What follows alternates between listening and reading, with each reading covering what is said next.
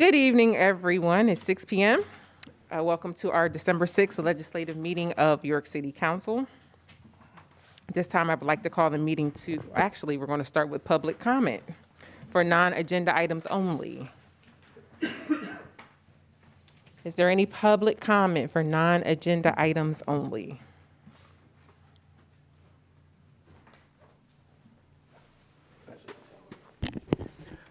First of all, I just want to say thank you for the opportunity to speak again. My name is Michael Walker, a city resident of York. And I also want to just commend, I'm not out of breath, but commend the mayor, his staff, city council for all that you do when it comes to this budget. I know how intense this is. I've worked in government on the state level. We spent many nights dealing with the budget. So just want to say thank you for all of your effort on all ends. In response to the last city council meeting, one of the things that kind of stuck out to me when we were talking about the Princess Street Center was a fundamental principle that I just want to kind of take a moment to stress and remind very quickly. One of the fundamental uses of government when it comes to a democracy is the fact that government is a not-for-profit business. When we talk about the government on the federal level, one of the reasons why we run a deficit is because the government is not a for-profit business. And it stresses community over profit. And one of the reasons why I'm up here is because when that last statement was made by the administration in response to the Princess Street Center, which I'm going to use as an example. The Princess Street Center, the history of that center is profound with many of us who have been in the city for a long time. The historicity of that center, in other words, the people who have volunteered in that center and helped out in that center, runs a quarter century and longer. In that place, this city, that the Princess Street Center has a value that is not necessarily fiduciary or money-centered. And in that place, it comes back to the issue of what is government primarily supposed to do? It's supposed to take care of and respond to the needs of the citizens and the community. And that comes first over profit. But over and over again, not out of malice, but out of a principle, that particular center was said not to have been rehabilitated because we couldn't find the right investors. And when you talk about government on the federal, state, and even local level, there's a reason why you have a Department of Community and Economic Development. It's in our charter because that particular department is supposed to literally deal with the community and what the community prioritizes over what is for profit or makes the best sense corporate-wise. And I think that is something that needs to be stressed, especially at the time of budget, and also understanding there's a reason why there's a separation of an authority like the RDA from Department of Community and Economic Development in this sense. Community and Economic Development doesn't prioritize fiduciary responsibility or for profit. Department of or the authority of RDA actually does. So when you have those two competing and you have RDA actually running for the best part when we talk about dense supply, that particular issue, and those become priority, you can see why communities are suffering when it comes to the actual things that we care about. So it's important to just recognize, and I just want to remind the mayor that community comes first when it comes to government. And there's no issue about running an efficient government, but we're not here for profit. We're here for the community first. And I think that needs to be stressed. Everything is not an economic decision based on what makes the best profit or for-profit sense, just as a reminder. Thank you. Thank you. Any other public comment on non-agenda items only? You can come on up. Please just state your name.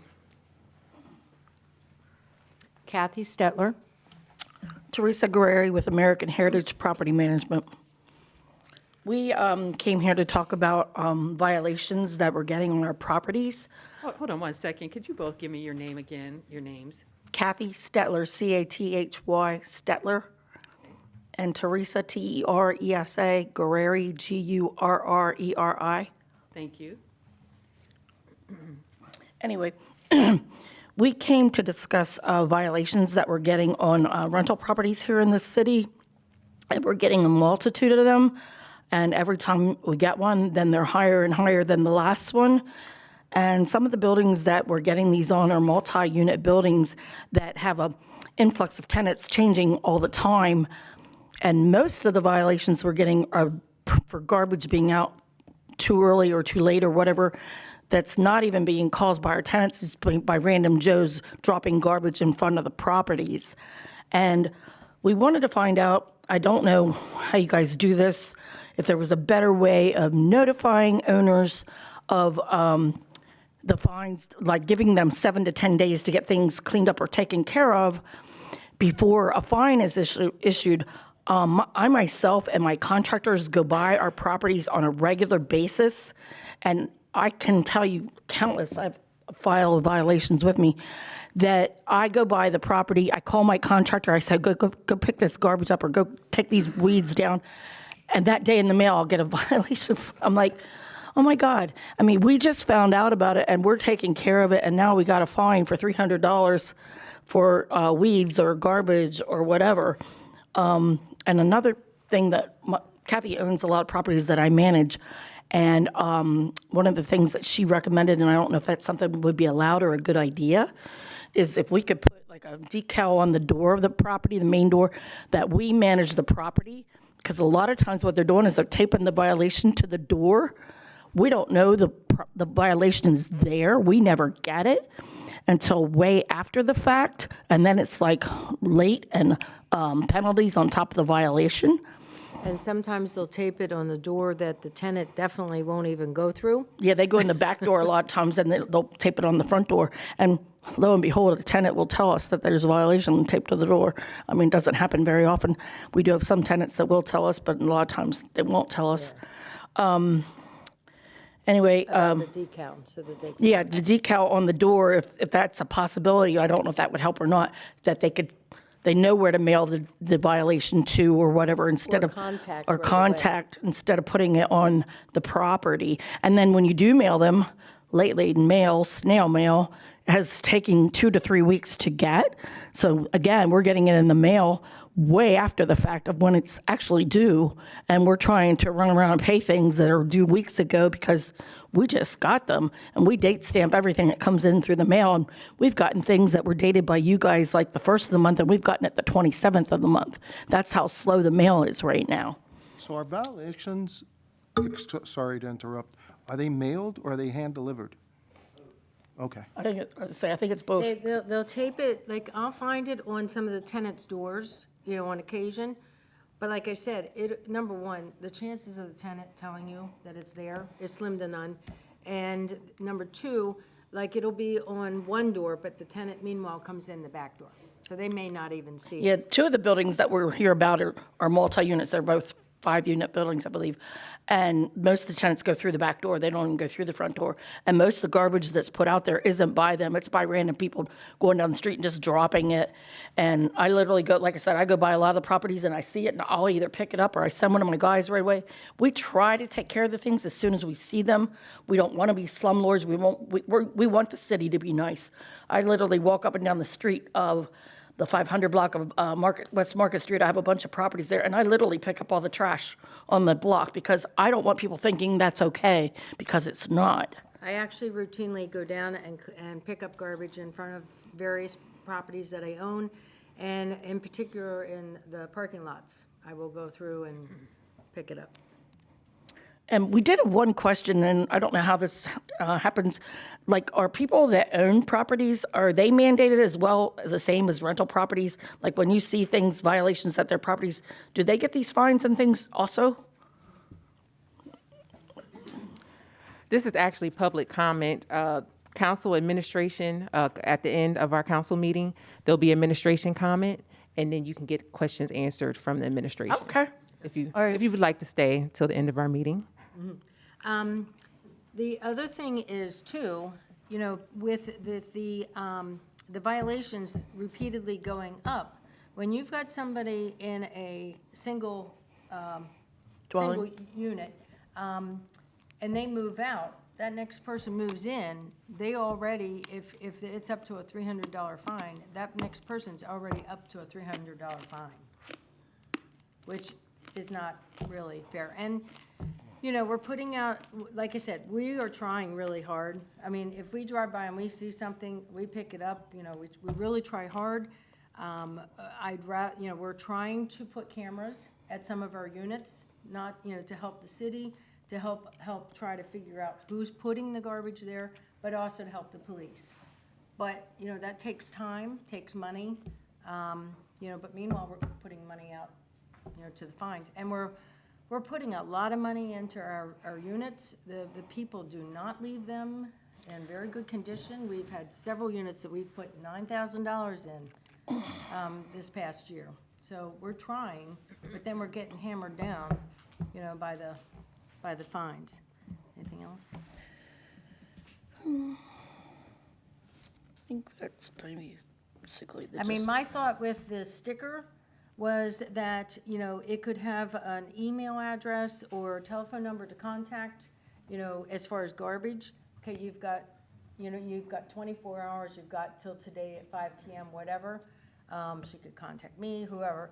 As far as weeds, you know, that you should at least be given a week, you know, to you know, try to take care of the weeds. But we got a $300 fine on weeds, you know, back behind the fence of 540 West Market Street, which meanwhile, I'm picking up garbage inside at the parking lot. I don't see the other side of the fence.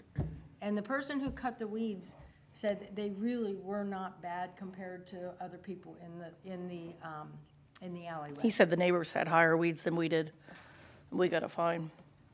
So, anyway. Anything We else? good? Yep, we're good. Thank you. Thank you. I saw the mayor over there writing, so feel free to stay until administration comment. Is there any other public comment for non-agenda items only? Hearing none, we will adjourn our public comment session and move on to our legislative meeting. It is 6:13 p.m., and at this time, I will call our meeting to order.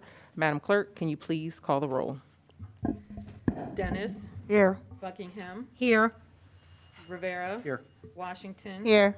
Walker. Here. And if you are able to, please stand for a pledge of allegiance, followed by a moment of silence. I pledge allegiance to the flag of the United States of America and to the republic for which it stands, one nation, under God, indivisible, with liberty and justice for all.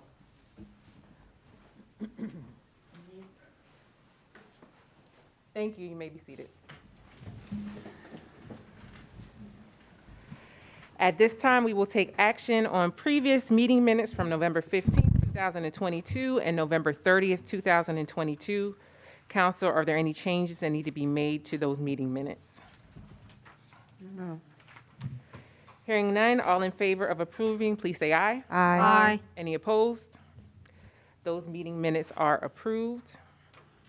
No proclamation, awards, or announcements. Our next legislative meeting of council will be held on December 20th, 2022 at 6 p.m. in council chambers. Agenda items are due by 12 noon on December 14th. No prior committee referrals, so we will move to our legislative agenda, starting first with final passage of bills. Up first, we have final passage of bill number 61. Call for vote?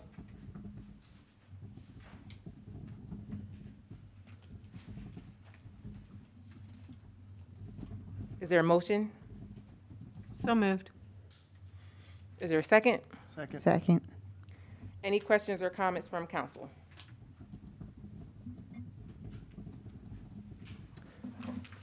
Okay, I'll start. So for me, when it comes to the original budget, I don't think it's a secret. It might be a surprise to some, but I wasn't in favor of the overall budget process.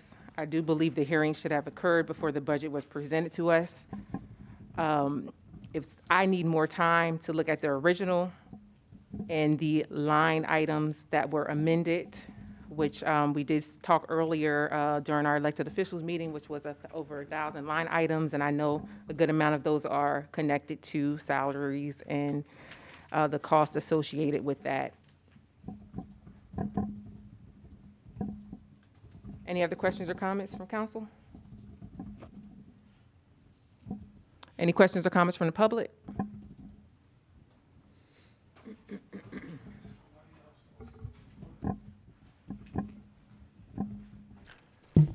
Manuel Gomez, resident, of course, City of York. I did want to say, traditionally, we would have hearings, and then it would be introduced. It was a little bit out of step. I myself didn't see anything glaring necessarily, but I don't think anybody would begrudge you for wanting to enact some due diligence in this case, and we do have some time. Hopefully it doesn't turn into one of those things where it's a last-minute fiasco. I'll reiterate today something that I mentioned at the previous budget hearing. There was a request for body armor for property inspectors, which I found a bit off-putting, to say the least. I've seen the police commissioner himself on his runs through different communities, through my neighborhood, of course, doesn't appear to be wearing body armor. I don't think that the mayor himself, chief executive in the city, wears body armor. To the best of my knowledge, we've never had a request come through where we requested public funds would be put into place for someone that wasn't actively engaging in law enforcement at a specific time so that they may be equipped with body armor. I don't like the disposition of a property inspector at somebody's door, which typically they spend most of their time approaching rental units. I don't like the prospect of somebody at my door with body armor for any reason. If it's not some sort of law enforcement action, it just doesn't seem like that's what we would want to have to experience as tenants or even as residents. And I don't know what other service provider would ever make such a request. And I made the comment, and it is a bit facetious, so you'll have to indulge me on this, but could you imagine if FedEx or UPS said we're going to charge you a surcharge or a fee because we've deemed your neighborhood to be quite dangerous for us to render our services in, and so this particular zip code or these blocks are going to have to pay a fee for our workers to render their services there because this fee is going to be designated for them to be equipped with body armor. I can't imagine the headlines, and I can't imagine how distasteful such a request would be interpreted as. I want to make sure that that type of line item gets some specific attention, for example, and perhaps definitely there may be others, but that's just one that to me smacked at the least of distastefulness. I don't know how we can justify that because I was of the opinion or the belief that these property inspectors would be in the neighborhood, and I can't imagine them loading their groceries into their homes or their apartments with body armor as they go to and from their vehicles or to and fro in the neighborhood. It seems to me to be a completely out of place request. And when it was presented in the budget hearings, it was presented almost as a cavalier request, as if it was normal. And I just didn't take it that way. For the original budget, was that included in an expense for a line item? Yes. Yes, ma'am. Okay.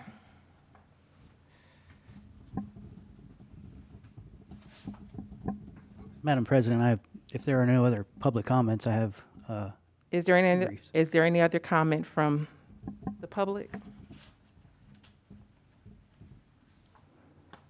Mayor? yeah, just one item to address that. And we have unfortunately experienced some issues, and I will say right now, I wouldn't call myself in favor of that item. It has been an item that has been requested, and really put forward for public scrutiny. So whatever council deems appropriate, I am fine with. But we have had incidents both here at City Hall and with employees that are out working where rocks were thrown at individuals that were working. Thank God nothing that I know of has been worse than that. But there is a sense of concern throughout much of the staff of the City of York. As you know, we've recently closed off the second floor, that it only has access now by calling up, making an appointment ahead of time. And I will say that I'm in a precarious position where I have to do my best to make the employees feel safe so that they can come to work, so that they will come to work. Things that I am not necessarily afraid of, as Mr. Gomez pointed out, I pretty much go where I want to without concern. But that's not everybody. And so there are some things represented here that represent the concerns of some employees of the City of York. And again, I am open to the determination of City Council on these items. The second thing I would like to say is just that we would request that you do not approve item number 1, the original version of the budget.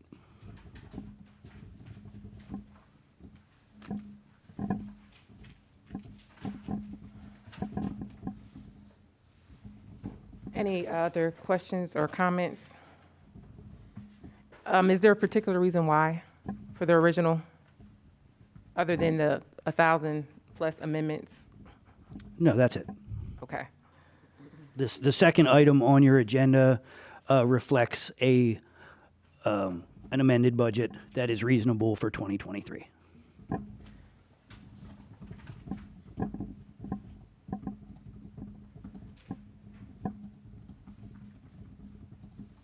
For the amended budget, that was given to us on Friday, and I believed it was emailed to us Wednesday evening.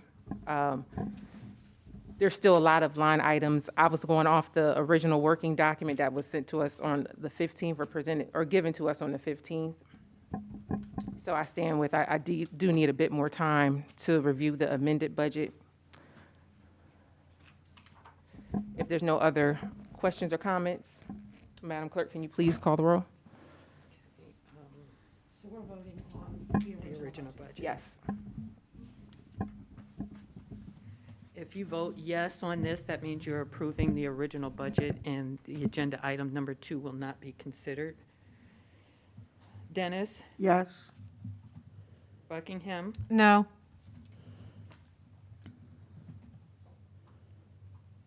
Rivera? No. Washington? No. Walker? Yes. And that is so ordered. Moving on to item 2, final passage of bill number 61. Call for vote. Is there a motion? So moved. Is there a second? Second. Any questions or comments from council?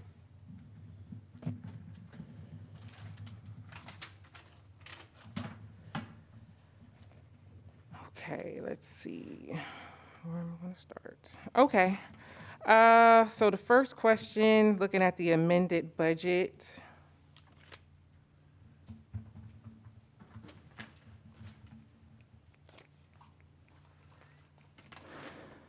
Under the solicitor's department, during the hearings, the mayor was about to ask a question in regards to additional cost for something being included. And that couldn't be discussed, I'm guessing, but what's the reasoning? It was adding another user to the account, and we added that user as an administrative user, which basically would qualify as somebody who is a support staff to me, and not as a separate attorney. So why couldn't it be discussed during the hearings? Is there something controversial about that? Well, technically, the person who would be using it is another attorney. It's the mayor's chief of staff who has his JD. Although he's not using it as an attorney, he is technically an attorney, and we would have to pay increased fees if we didn't have him as an administrative user, which really he's using it more administratively than any other way. Jason, what is it for? What account or? It's what- Nexus Access. Nexus, okay. Can you explain that again? I'm sorry. The mayor's chief of staff is an attorney, a licensed attorney. Under the LexisNexis contract, we have it set up that 2 attorneys have access, myself and Don Hoyt, who is the other attorney for the city. Because the mayor's chief of staff is not acting as an attorney for the city, we had that set up as an administrative user. LexisNexis certainly could argue that because he's a licensed attorney, you have to pay an additional fee because he's a licensed attorney, regardless of whether he is using it as chief of staff in an administrative role or basically as in an administrative role as opposed to as an attorney. May I assist in the explanation just by giving one example? For instance, the council had requested that we provide tax cuts. And then there was a determination or there was a discussion about whether or not those tax cuts could be just for older residents or whether you could provide them, discriminately to different groups. So by having the ability for the attorney, the chief of staff, who is an attorney, to access information based on legal precedent, so he has the knowledge to do such things, he would be able to go in and do research as opposed to having all of our things be researched. It gave us a broader ability to research items, but he's not acting as an attorney. He's just advising myself, which helps me make decisions and discuss things with city council. So there are multiple items like that. He has many, many years of experience as a legislative assistant and chief of staff in Congress, and utilizing his skills as a legislative assistant, looking up precedents, looking up what things have occurred before, gives us the ability to make better decisions, knowing that we are following laws and precedents already in existence. So my question is, if you're not acting in the role of an attorney for an entity that you are registered for LexisNexis for, should you be using LexisNexis in that capacity? For administrative information? I believe so. That's why they have the administrative status. I don't know. Yeah, my paralegal isn't an attorney. She has access to LexisNexis. So there are a set amount of users? So why are we paying additional? Yes, there's a set amount of users.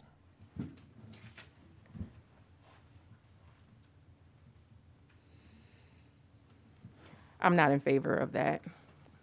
What's the cost for the additional user? I'd have to have my paralegal look it up. I'm not sure offhand. Because I don't have the, in this document that's sent, it has the financial year 22 amended. So we don't have what the proposed 22, so I can't compare. So what's the actual cost for an additional user? There is no additional cost expected because they're acting You just as said there was an additional cost. No, if there's we no had a additional third cost attorney- now. If we were adding an attorney, but we don't want to add an attorney, we just want the ability to look up information. It is a very important source of information when making decisions, and because we have someone who is very skilled at utilizing that tool, we wanted to give him the ability to utilize that tool. So you're saying there's no additional cost for adding an additional administrative user? Correct. Correct. It's only if we added another attorney user. Correct. But he is an attorney. Yes. But not in the capacity with the city of York. So it includes the cost. When you asked the question during the hearing, you asked, does it include, and then Jason, the solicitor, cut you off. So I'm trying to get an understanding of what exactly were you asking and what's included in the cost. Prior to that moment, we did not have the discussion between administrator, non-administrator. I asked Jason if this individual could have access, and he said yes. I did not ask him, would there be a charge? a charge if we set him up one way or another way. I just asked Jason if he could have access, and he said yes. So Jason's concern was what we are doing right now, publicly discussing this such that LexisNexis would possibly open up this argument that we should pay an extra fee because the person happens to have a JD.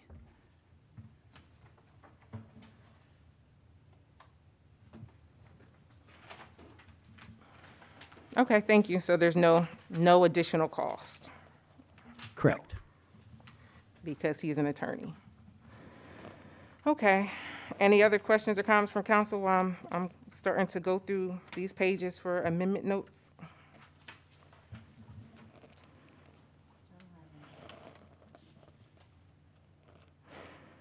During the hearings, I'm looking at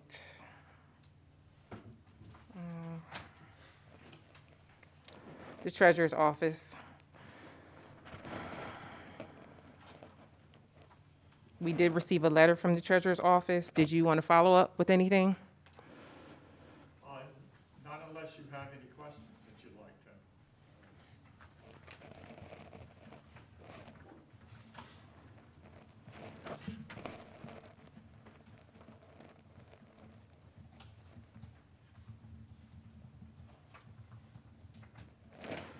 Okay, none. I did ask that earlier during the elected officials meeting.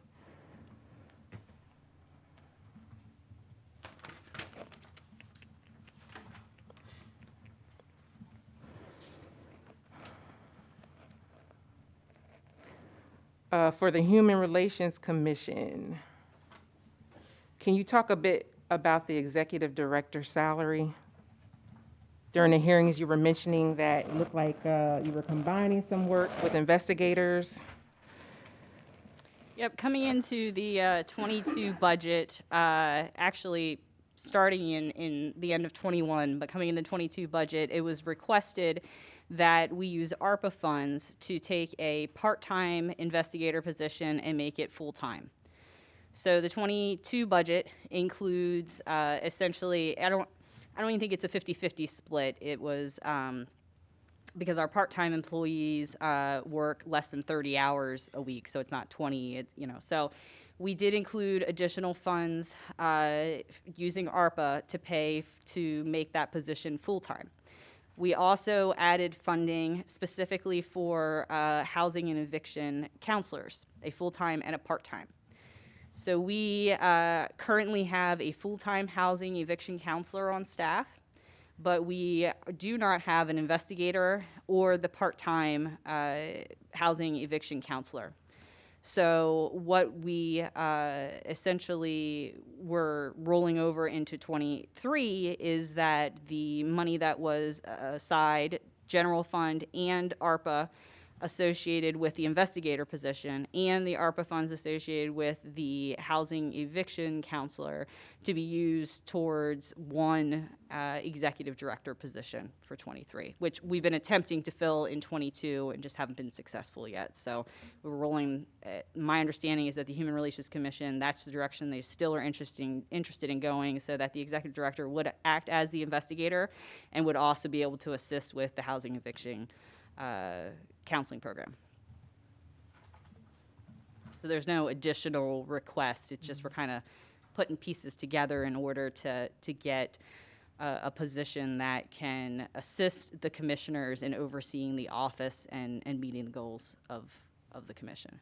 Okay, thank you. I do remember Mr. Rhodes mentioning before that they have had candidates interested, but the cost is too low. So what would be the salary?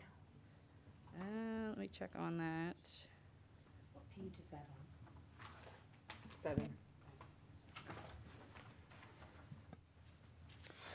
7. We have the position posted with a pay band of $64,805.81 up to $81,006.17. Let me double check what was put into the budget specifically. I see 48 $1,782, but I know you're mentioning ARPA, so is that in the ARPA section or? Yeah, you would have to, you would have to include what's over there. For the ARPA housing eviction?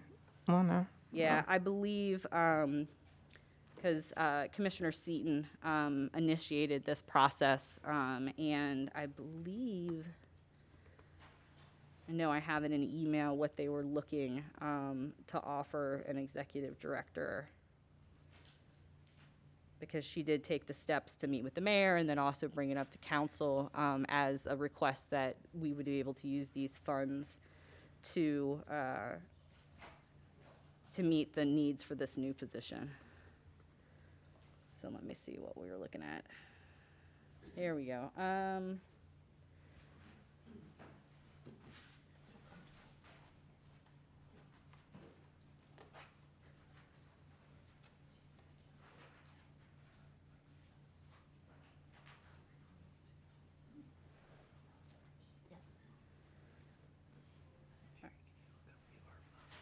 This was in March when this first came about, and that's when I was able to confirm that we would be able to use what funding for 22 that was still available for the vacant position. We had only used, let's see here, our manager 2 pay ban is what's posted, which is the $64,800 to the $81,006. I believe the intent, we'd be able to offer the minimum for the executive director position, so we'd be looking for the $64,805.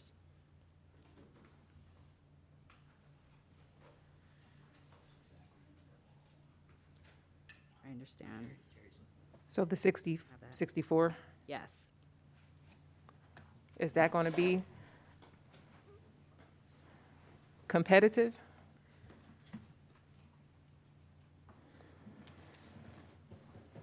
My understanding is, right, that's the overall salary that's in the ARPA. Sorry, Madam President, what was it that you just read off, the 40, did you say 48 you saw? Page 7, you have it, Councilwoman Buckingham. 48,782.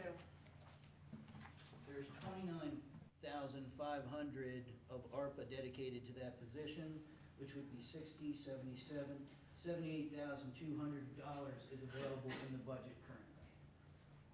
I'm sorry. 78,200 would be the combination of the 29,500 dedicated from ARPA funds and the 48,700, which I believe is in Fund 10, correct? Yeah. So you add those up, you get 78,200, and we are certainly hoping that that is a competitive salary. Thank you. Moving on to, this would fall under economic and community development for the Penn Market renovations. Am I missing something? I see 325 proposed, and then I see 750. I'm sorry, what was the? Penn Market. Is the other remaining balance? Yeah, I think what you're seeing there is, and this was a point of contention between myself and council, I think, when we had these discussions and we were working on trying to get matches from other organizations. We had taken $325,000, that should be from the wastewater treatment plant money, correct? The 325? So we had the council had already approved $325,000 in the 2022 budget. We carried that over into the 2023 budget, and we also carried over the $750,000 that hasn't been used yet. While that is the amount that is budgeted, that is far more than is needed for the match. So what the administration plans to do is utilize whatever is needed and then return the remainder back into what I'll just call the unexpended general fund.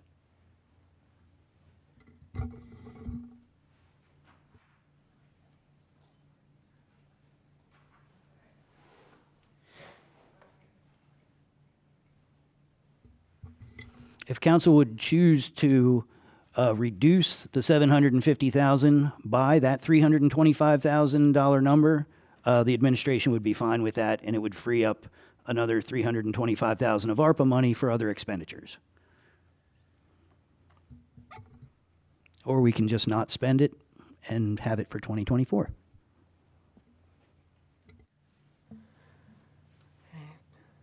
Thank you.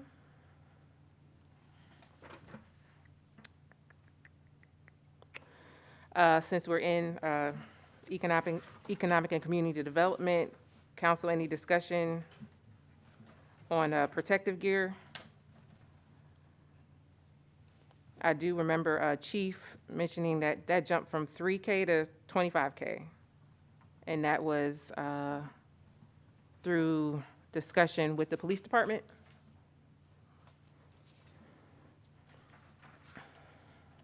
Any other comment in regards to that? Okay.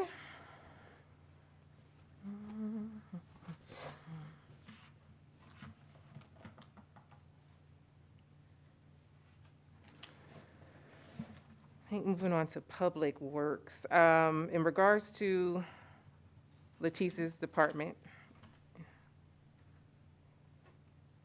have the numbers been adjusted? It seemed like there was a duplication of that 211,000. So I'm on page 76.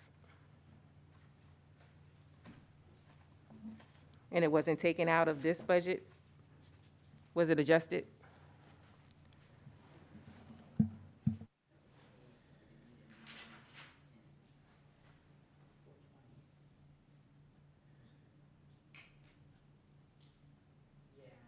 Whatever the concern was, the concern that was raised in the hearings was addressed. The next morning, we did remove that from the budget, and so it would be part of the amendment to back that out. Okay, and that's also because the same number appears on the next page with park maintenance. Oh, no, I'm taking that out, I'm sorry. It's 211. So that was the only line item where it was duplicated? Was there something else that was duplicated as well? Just looking at the hearings, I remember seeing environmental services. I remember Director Green saying that that was a mistake.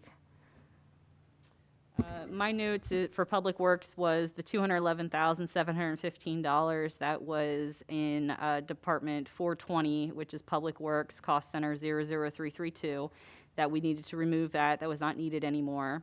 I took a note myself because we had some allocations that were still hanging out in 420 under Fund 61 for sewer that we didn't need, so that was backed out. We fixed the salaries in highway to split out the what could come out of general fund and moved over to Fund 21 for liquid fuels. So that reduced the salaries in highway and under Fund 10 and increased them under Fund 21. No, they were already under 21, so all they did was actually decrease them in Fund 10. The other thing that was adjusted was that there was essentially a base of 40,000 and then an additional 40,000 added to the budget for the special events subcontracting, and we fixed that to be just the single 40,000. And then initially, as part of the hearing document and what was proposed was the $500,000 for the Baskill Dam, but we were able to pay that out in 2022, so that was removed. So those are the examples of the type of amendments that would be, just for Public Works that would have been represented in what was provided to you. Okay, thanks. You answered the next two. Oh, okay, good. Baskill Dam and for the liquid fuels on page 83 with the salaries and wages, the difference right there, does that fall into place in regards to what you were mentioning, or was there something else that needed to be added to that? That's page 83 from the 287,000 from financial year amended for 22 to the proposed, which is the 549,000. And this is for liquid fuels for Fund 21? Or is this 10-421? It's 40010 under highway. Most likely, you're looking at the difference that's under Fund 10, which is the change that Jerry made when he backed out the salaries in Fund 10 that was already represented as being essentially allocated over to liquid fuels. Okay. I have 0003 here in my notes. Is that the liquid fuels, or is that? It's Fund 21 instead of Fund 10, and it's 421 for highway. Okay. So yeah, you wouldn't see an increase there was no change to the liquid fuels budget, I believe, between what was originally presented and what you have in front of you now. It was just reducing the expense. And that's what the majority of these amendments are. We're actually reducing expenses overall. It reduced the proposed budget by several $1 million. Okay. Actually, you can see that in the amendment. They took out 239 or something.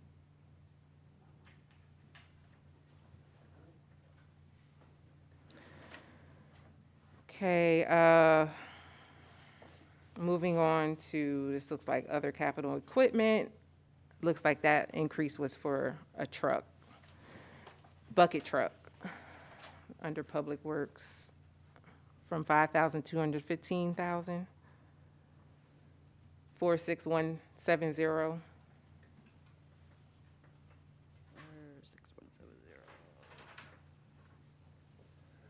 I just want to make sure I have the right information with my notes. 70, she said. Other capital equipment. Let's see here. Public Works for 421. We backed out the 130,984 that was just approved by council within the last couple months for the FY22 budget. Again, that was used as the base for this line item, and it was just not noticed during the proposed budget that we were going to expend that money in 22. So we backed it out as an amendment because that's already in process and payment being processed, so we don't need it for 23. Okay, so it's reduced to one, what's it reduced to? It reduced to 0. To 0, okay. Yep. All right, so cross that one out. And then for, under traffic signals,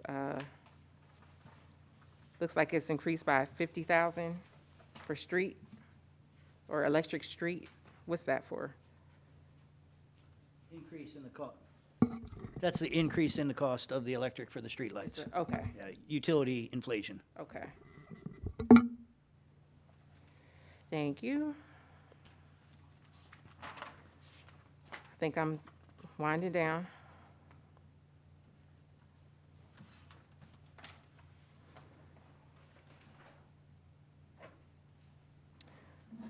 For the police department, everything okay back there?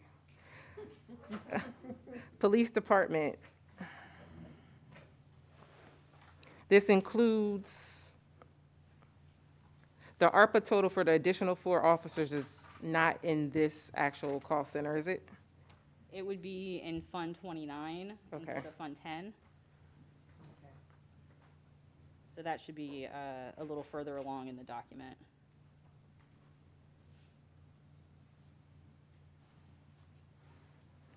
And so for the 13 probationary, that just includes the 7, the 2, and the 4 ARPA. Correct. Okay, okay, got it, thank you.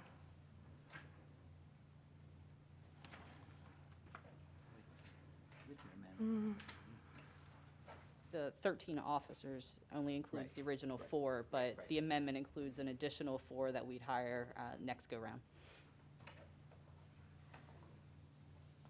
It's only 50% salary.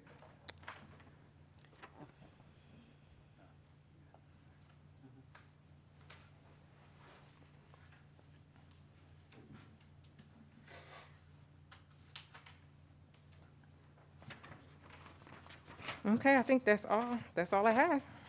Any other questions or comments from council? Any questions or comments from the public? I had mine.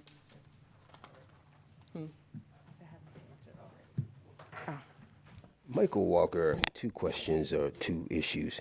I never can say this right. LexisNexis, and I'm actually use this in my role in law. One of the issues that I wanted to kind of present and kind of brings a concern to me is in reference to the mayor's chief of staff having access to to this particular application. Yeah, to this particular application. LexisNexis is not just an application that can give you history, but it also delves into the ability to go into people's personal lives. Anybody in this room can be looked up under LexisNexis, and your entire financial, your entire legal, your entire personal historicity can be researched under that. As an attorney, there is an ethical kind of wall that attorneys have to kind of, that actually we're responsible for, making sure that we don't violate. But when you have someone who has access to that, and it is not as an attorney, that means that they have access to information that can be delved into for whatever purposes. This is not making an assignment against the chief of staff or anyone, but we all know that if there's no regulation of that access to information, access to the information can be used for any purpose. And we are all in this area, in the political realm, we know what kind of damage that can do, especially when it comes to issues in opposition. So I would behoove the council to look into that very carefully before you say yes to giving someone access that's not ethically bound by, for instance, with attorneys, the Bar Association, et cetera, because that gives access to all your information too, just as an FYI. He is a practicing attorney, though. He is ethically bound by the PA Bar Association. That I understand, but here's the issue. We made it very clear, counsel, that he's not acting as an attorney. He's acting as chief of staff, which removes those boundaries. Am I clear? Am I clear in understanding that the initial issue was he wouldn't be acting as an attorney, and therefore there would be no charge. Mm-hmm. And because they wasn't acting as an attorney, I'm now questioning where are the restraints? Mm-hmm. And that's something that we need to actually be very clear on. LexisNexis is not just an issue of historicity of laws and regulations. It's a historicity of everyone's personal life in here. When they do credit checks, that's where they go first. Just need to make sure that council is aware of that fact. And to give anyone that ability to research anyone's history is a vastly huge access, and that needs to be considered before the city council goes further in that process. Secondly, may I address? Sure. Please? Council, I'd be happy to have this discussion with you, although it has nothing to do with the item on the table. There is no authorization within your budget for who is on LexisNexis and who is not. But I am happy. This is the first time I'm hearing about this, sir. I have worked with attorneys in the past, and they've let me jump on and help research things before. Paralegals have access. Again, I'm happy to have this discussion. If we determine that is inappropriate, I'm happy to work with that. Technically, the council doesn't have any authority over this particular item, but I am more than willing to work with you to determine if this is an appropriate use. Again, has nothing to do with the item on the table. There's a budgeted item for the expense associated with the 2 solicitors, and that is the only item that is on the agenda. I disagree. It does have everything to do, but that's the mayor's made a stance. Number 2, when I looked on the charter, I'm really confused. The charter speaks about a budget that must be presented on a specific time within a specific time frame. that budget was just voted down. And now City Council is amending a budget that was just voted down. My question is to Madam President, Committee Chairwoman Buckingham, and to the Honorable City Clerk Diana Thompson. Let me get that right, Miss Diana Thompson, because I'm not gonna get in trouble. Have these amendments been advertised according to the charter? Because the public has access, or very limited access, to what these amendments are. And it seems as if what we're doing right now is introducing a second budget with line items that we've not had time as even the public to review. The fact that you're going through line items and you're actually reviewing these line items in this meeting and then voting on them, this actually seems like this would be the first reading of this particular second budget that is being introduced. And now we're going to do the first reading and a final passage on the same day. And there's an issue of question. Nobody has had really access to this particular amended budget in depth for more than maybe 5 days. And there's a process that's set up in the charter that we're completely missing here. So would ask that, Madam President, Committee Chairwoman Buckingham, and also Honorable Thompson, were these advertised? Does this match up with the charter? And how does that process work of first reading and final passage in the same day?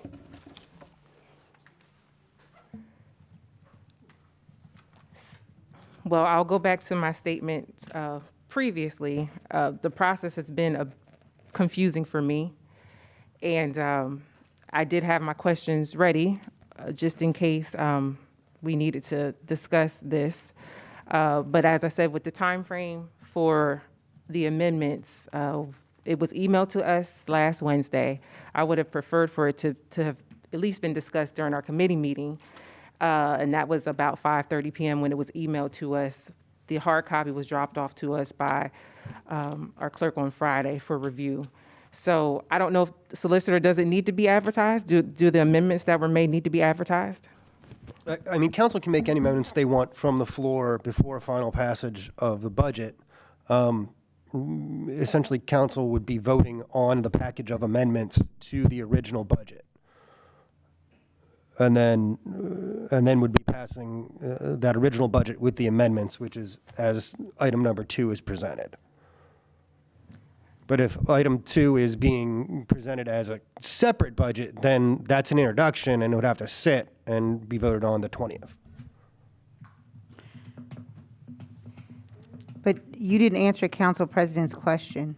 She asked, does it need to be shown to the public?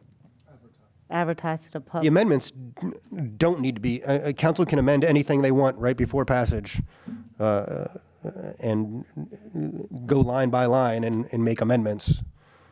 And that wouldn't have to be advertised, no. I mean, you could pick something right now from any line item in the budget and change it. As long as there's 3 votes to reduce it or 4 votes to increase it, council can do that. Not sure. Just so these aren't our amendments. These are administration's amendments. So do they need to be advertised? Well, council would be passing that package of amendments. And if council doesn't want to do that, then, and they want to see a whole new budget, then this is an introduction, and it's going to have to sit till the 20th.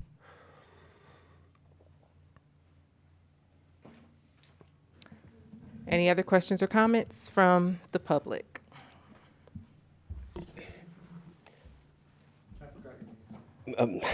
Michael Walker, thank you so much, Councilman Ramos. Mayor, I do recall, Madam President, I do recall that the mayor said to vote down the first budget. So there was a no vote on the first budget. So what are you amending? Because that first budget was voted down. So in essence, you're voting on another budget. So this has to be, in fact, that was the mayor's request to vote down his original ordinance that was, his original budget ordinance that was submitted on the 15th.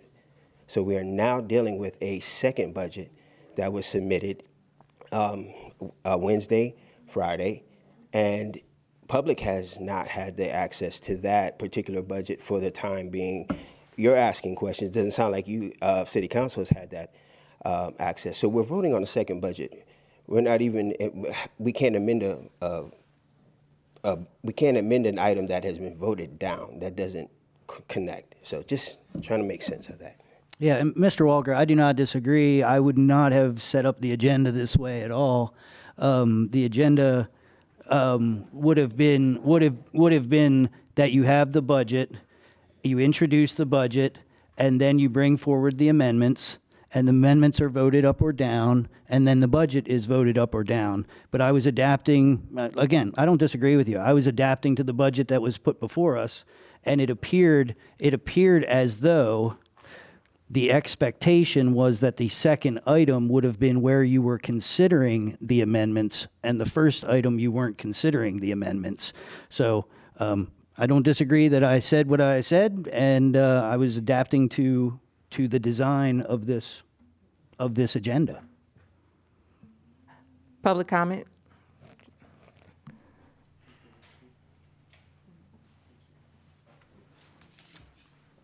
Manuel Gomez. This is a rare scenario where nobody's really wrong. You definitely voted down the final passage of Bill 61. It's dead. It's no longer on the table. You can't reintroduce it, or you can't vote on something that's no longer on the table. Mr. Walker by no means is wrong in bringing that forward. I watched this and I called it out of step basically to just use vanilla language and not be too agitational in my approach. But the fact is that council ceded the timing and its ground and its purview, to be quite honest, when you introduced the bill previously and then attempted to look at the amendments as a whole after then voting down Bill 61, and there's the rub. That's why nobody's really wrong. Maybe if everyone was on the same page, it may not be the cleanest approach to Robert's rules, but it's not the most obscene activity. The problem is that as it stands now, it is entirely an amendment package and a bill that was never appropriately on the table for action. And that is actually true. I don't understand why it was introduced that way, because quite honestly, the lace may flicker, but I do agree this time with the solicitor's approach that it's entirely right that you would vote amendments out, you'd vote them in for 4 votes to go up, 3 to go down. That's typically what would happen, and we'd sit here for 5 hours, marathon sessions. I know the clerk knows. Helfrich has been party to them. I've been one of the few, if not the only person not paid to be in the building during these sessions. That is how it goes. That is how it goes. So nobody's really wrong. There's not going to be an easy way out of this. A reintroduction may be the best way forward. You can strike these things one by one. Quite honestly, we're almost already there. You've brought up many of these amendments. I don't see how you can say we're taking action on Bill 61 when Bill 61 was voted down. It's no longer on the table. So what's germane at this point? I don't know. But anyway, I'm going to be an opportunist and say that I do think that the solicitor's request for fees, believe it or not, it's not an unfair request. I definitely agree with the concerns raised by Mr. Walker, but those, of course, do fall under the professional purview of the mayor, his executive staff, and of course the supervision of the solicitor's office. If you haven't requested for people out there your report of what LexisNexis is holding, request it. You may be shocked. I also don't think it's an unfair request for the solicitor to believe that they should have access to this or that administrative staff should. It's just, how do you define that access? That gray area, absolutely. And of course, you may already guess that as somebody that harps on privacy, that gray area is something that we should always be concerned about. Matters such as those, gray areas shouldn't exist. That's more for the mayor and his staff. They're correct on that, but since it did come before council, I do have to agree, Mr. Mayor. I do believe that it, and I mean to direct my comments to the chair, so please pardon me, but I do believe that it is germane because it came up as a matter of, I guess as a point of information, just among the body itself. And that does make it as a line item germane for discussion so that we can at least have our viewpoints understood. I don't think it's an unfair request, but you should define what the access is and what it's for. Definitely, if it makes government better, you bring forward policies that don't have us scratching our heads and don't cost us money in the future. It's been some. Then it's a fair request. It's just, why do you want the access and for what purpose? And I do think that's a legitimate concern or question that we should have. Quickly, I will say that it's something I didn't bring up, but the use of license plate scanners, for example, where there was sort of a throwaway comment, and that's the best way I could describe it, where they said it'll be used much like the police used it. I got news for you. Going back over 12 years ago, one of the few people that raised some concerns with regards to license plate scanners, we never really defined how the police would use them. And I remember back then that it was very, very clearly stated among the staff at the time that were in the administration that the license plate scanners would never be used for the generation of revenue. If you do deploy the license plate scanners under the supervision of the Parking Bureau, I believe it is, well, then we are now entering that area of function creep where we said we utilize technology one way, where now we're using it another way, which we're actually on the record saying we wouldn't use it that way. Just something to consider. And again, it's why we should be crystal clear on our policies when we enact things so that it can help us guide the usage of what at the time was still a novel technology, but not quite so much anymore. And this is what you end up seeing where we now have to backtrack, revisit things, and we could be more efficient about how we approach things because guess what? Sweeping it under the rug or thinking, oh, Gomez will go away, well, I'm back. Thank you. Any other, yes, Well, ma'am? I'm sorry. If you want to go ahead, because I'm about to go in. Okay. Since it's been brought up Please, again yeah. about this. Ma'am, please state your name. Oh, Marie Roleta. Thank you. About this chief of staff thing. My understanding is that a chief of staff is to, in essence, be part of what the mayor does. And if the mayor himself is allowed to do research, you're not allowed? Then if the mayor is not allowed, then I think the chief of staff should not be allowed.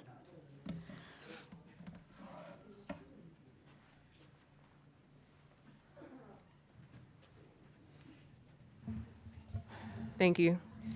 Okay, so this issue with the budget, okay.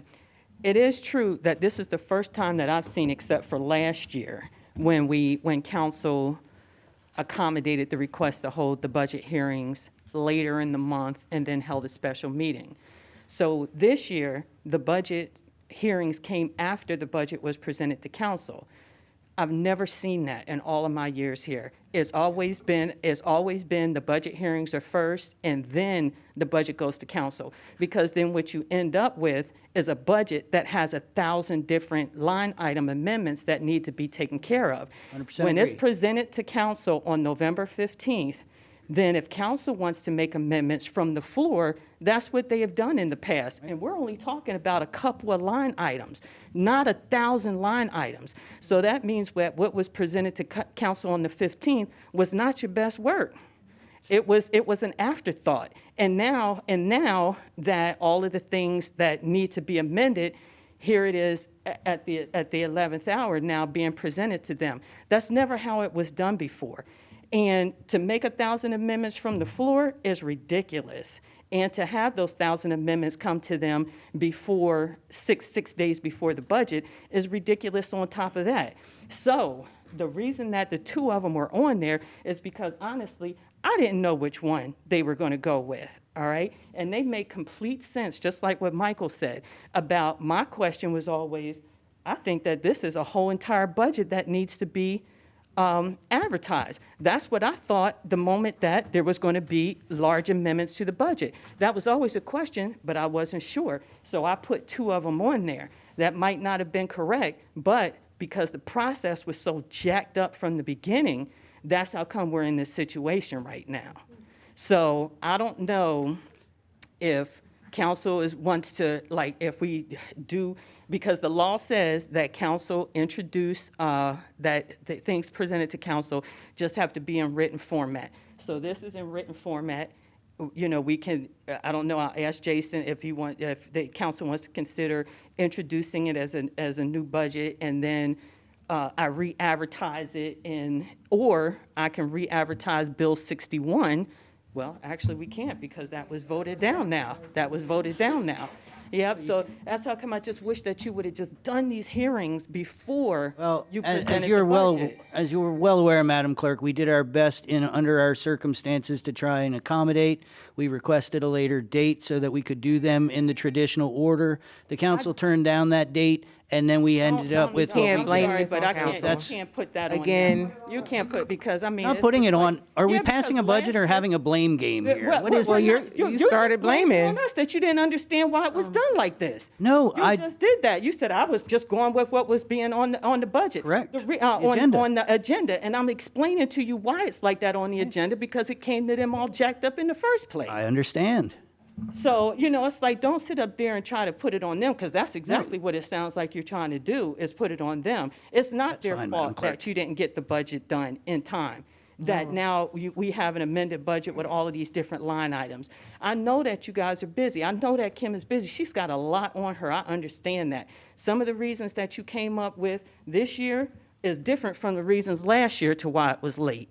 You know, so there are different reasons from then to now. So I don't know what the real reason is why it was late, but you all know every single year. What's all the looks for? What's all the eyebrows for? And so going So- back to my initial comments, when it comes to the request for a special meeting, I wasn't in favor of that, because every year, just like we did discuss in November committee meeting, we pick our dates. We pick our legislative meeting dates. So it's not a surprise when we're meeting. The questions that I had in regards to the original budget and why I did vote in order to keep the original budget is because a lot of these questions were going to come up. Will we have to introduce? Will we have to? The amendments, it's an entirely different budget. So that puts us in the state that we're in right now. And so do we have to introduce this budget?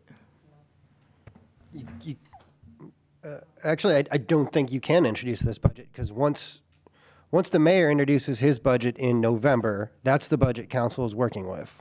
And then council can amend that budget, which is what I think was supposed to be the line items that should have been submitted as an amendment to the original budget. And I'm not sure if that was done or not done. I just know the process. So the initial process is the mayor introduces the budget in November. That's the budget council has to work with. And council can amend that budget as they want. Now, if they want to take the mayor and business administration's recommendations on amendments, they can. They don't have to. They can make their own amendments. They can do whatever they like. So that's where it is now. So council, since they voted down this item initially, they would Recommended. But they'd have to reintroduce it. So So there was a recommendation of it. Can it be reintroduced tonight? You can't introduce a new budget. The original budget that was submitted in November is the budget that's presented to council.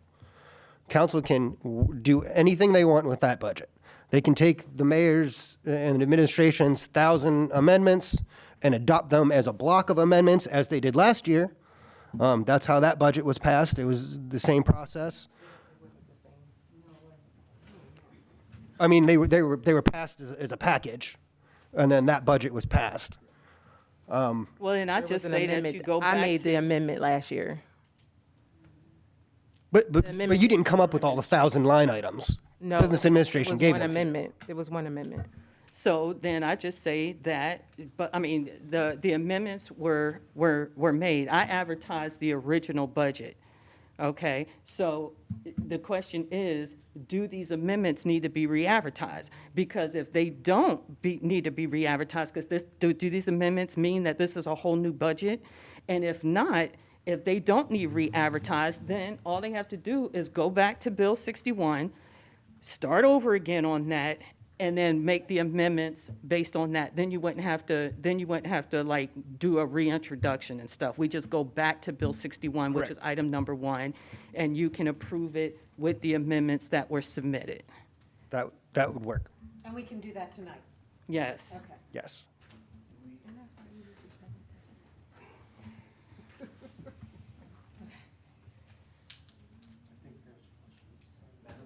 Is there any other public comment?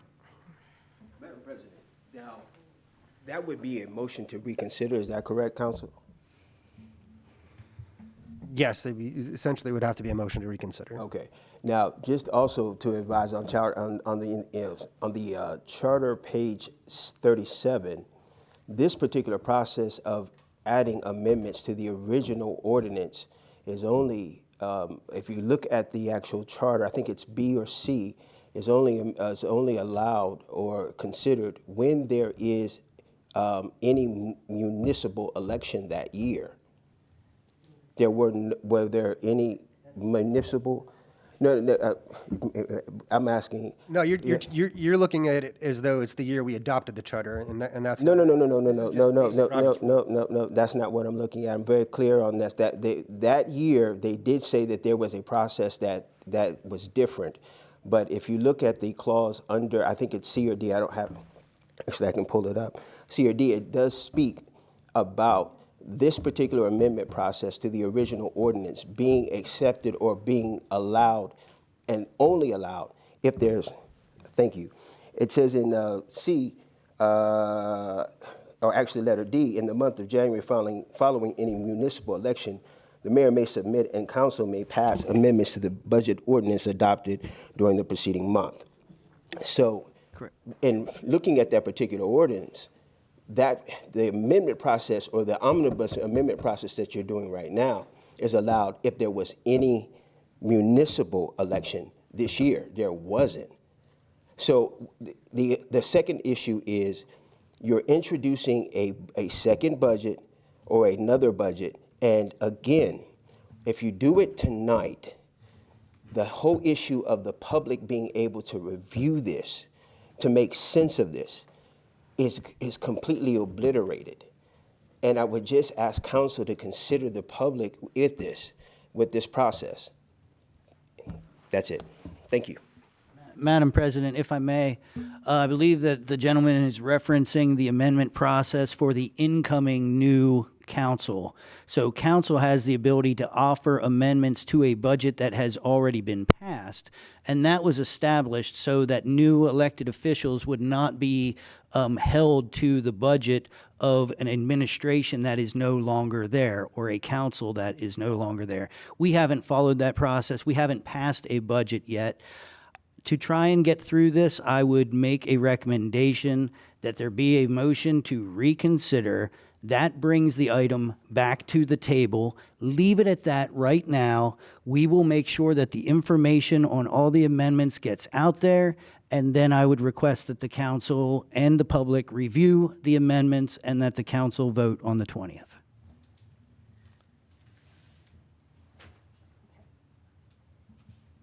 So do we make a motion to reintroduce Bill 61? Jason, would that process satisfy? Thank you. So, hold on one second. So, solicitor, what do you recommend? Yeah, if council wants to, that's what they do, a motion to reconsider Bill 1, whatever final passage of Bill number 61, It sounds like everyone wants some more time to look at this. Sounds like the administration is saying they would post those amendments online, which I think the budget that's posted online has those amendments, correct?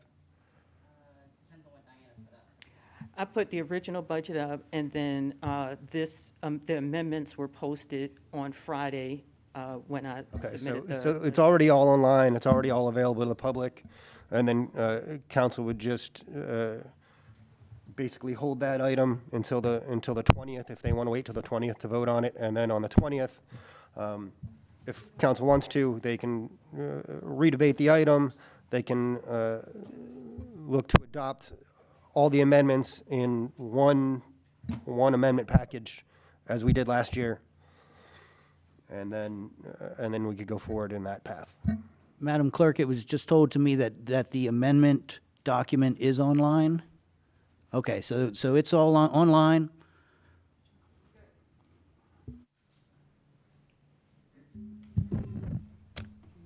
Any other? But Jason, would the extent of these amendments require re-advertising?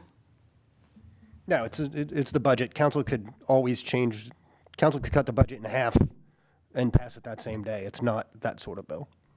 So here's your option, council. You can either remove the motion from the floor and then make a motion to reconsider agenda item number 1 with those amendments. Then you can either decide to approve those amendments and pass the budget, and since it's been posted already, the amendments were posted on Friday, or you can wait until December 20th if you want to consider those amendments. Overall, the budget decreased by what, $1 million, Kim? 4.7? 4.7, the budget we have with the amendments is $4.7 million less than the original budget. So overall, there's a decrease, so there's not an increase for the overall budget. So, you might want to consider that as well. Thank you. Any other questions or comments? Okay, so we have item 2, final passage of bill number 61. There was a motion and a second, and we have discussion on that. And so there needs to be a motion to, Withdraw, if that's what you want to do. is there a motion to withdraw? Item number 2. So moved. Is there a second? Madam Clerk, can you please call the roll? Or, Okay, yeah, I'll do, okay. Okay. Hold on a second, okay. All right, all in favor of withdrawing agenda item number 2, say yes. Yes. Yes. Yes. Opposed, no. item 2 has been withdrawn. So that takes us back to item 1. Is Is there there a a- motion to, I'm sorry, is there a motion to reconsider agenda item number 1, which is the original Bill 61? So moved. Second? It has been moved and seconded. All in favor, please say aye. Aye. Any opposed? That carries. So then, the next would be, were there any changes that you all went over with the amendments? There were no changes. So is there a motion? Madam, I'm sorry, not to interrupt, Madam Clerk, but I think council was still considering some changes in regard to the question from Mr. Gomez. I just wanted to make sure that there was nothing moved forward without council having the opportunity to consider. Thank you.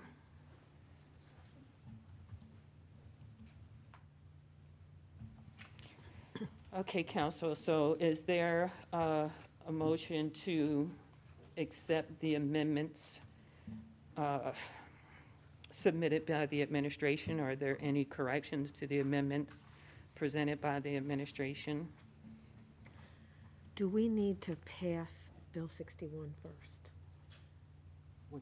No, because you're amending in Bill 61. We're amending Bill 61. Okay. Yeah, we're going back to number Gotcha, one. gotcha. Yeah, we're going back to it. Is there a motion to accept the amendments proposed by the administration? So moved. Is there a second?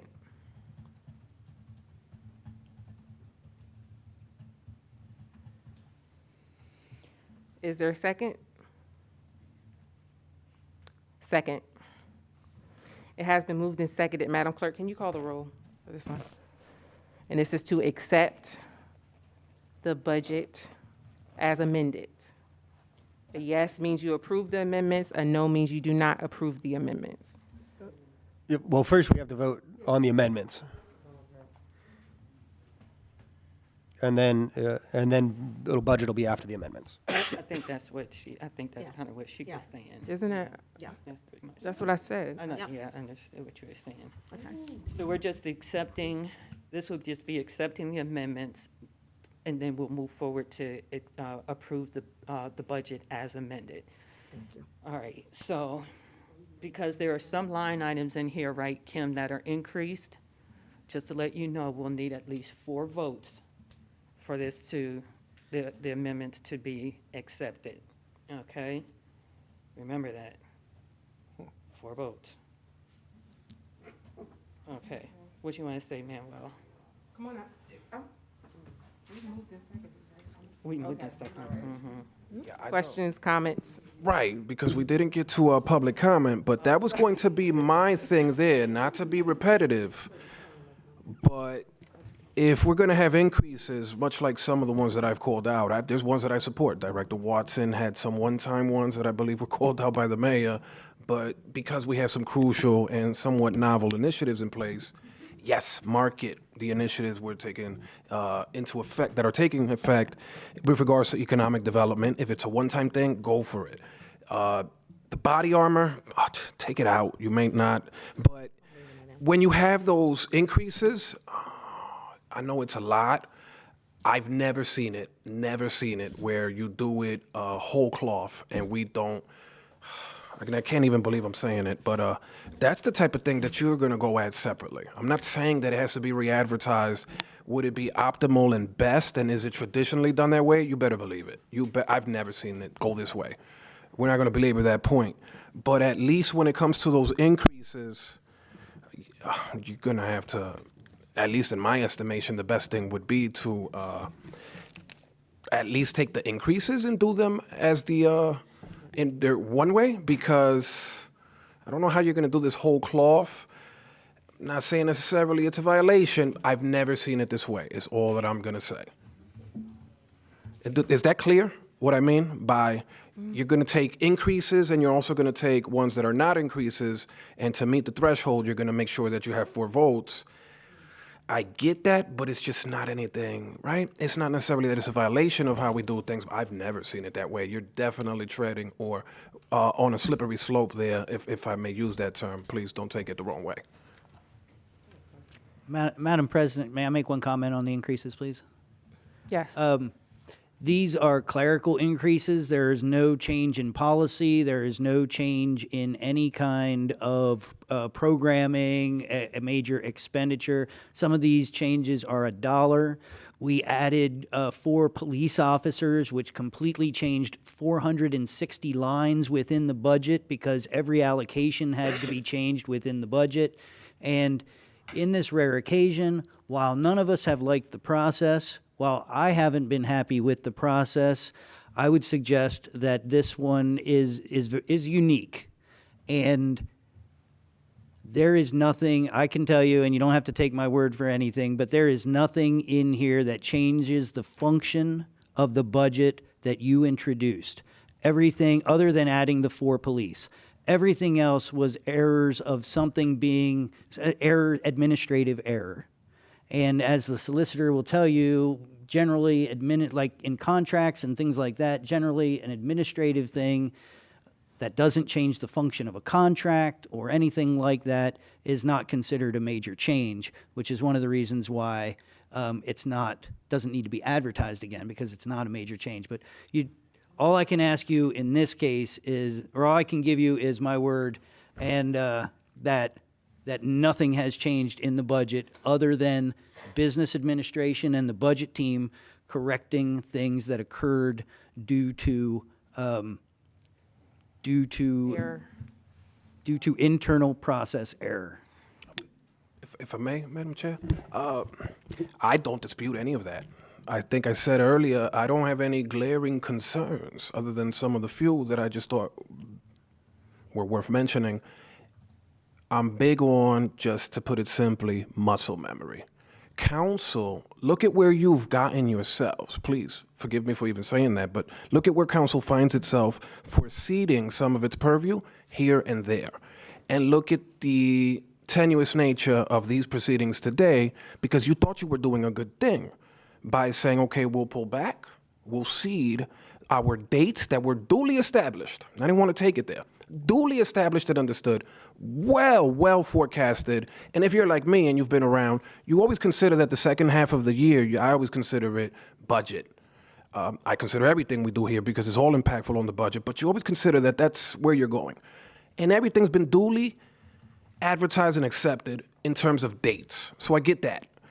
But you see that timeline, then you get here. If you get into the muscle memory of just, well, there's nothing there, I promise, you can go ahead and do your 4 votes whole cloth. It's not where you want to be. And again, I can't believe I'm saying it. I've been looking at my watch all night. And I know what it's like. I have PTSD. I know what it's like to be here and go through things. You know, I'm being a bit facetious, but I know what it's like. But as rigorous as it may be, that's the appropriate posture. That's the principled way to do things, and that's the way to flesh things out as a body that's expected to do it. Don't continuously cede your authority thinking that you're doing a good thing, and you're doing it in a way that's going to streamline things, because as you see, that streamlining never comes. That's the only point that I'm making. And if it's a matter of principle, stay where you're most, how should I say, where you can do your most diligence, because if you're giving something away, consider why. I don't think that, it's just not something I'm comfortable with. I've never seen it before, and it just doesn't sit well with me. You got to understand why. I think I've made it clear. It's not that I dispute anything the administration has said. I don't think they've done anything wrong. I've made that crystal clear. It's just consider what you are as a body and what you would want to do, and maintain the right muscle memory, to put it simply. Michael Walker, very quick statement. Ronald Reagan said, trust but verify. Not that we don't trust the mayor, but even the public has not had a chance to verify. If you haven't had a chance to verify it, we haven't had a chance to verify it. We'll trust, but we need to verify. So we would ask the council to at least give the public the ability to do that. Thank you. Any other question, comment from the public? I just want to remind council that I, too, have an amendment before the city council to amend the budget to reinstate one of the positions in the treasurer's office. I've given you information on this. I've shown you how the change has come about over the past several years. So as we talk about amending and accepting a final budget, that's something that hasn't been, I don't know if you've addressed it internally or not, but it's still something that we definitely have on our agenda in the treasurer's office. Is that in this amendment, though, Joe? No. It's not? Oh, okay. That's when I asked if you had any other comments from the treasurer's office when we were looking at that old one. Any other questions or comments from the public?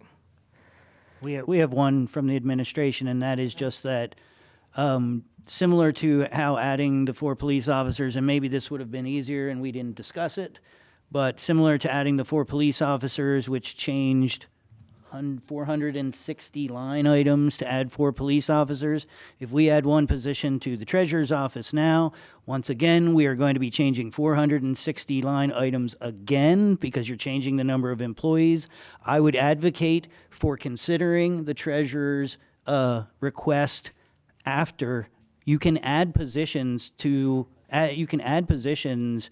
The budget that you passed today is not in stone.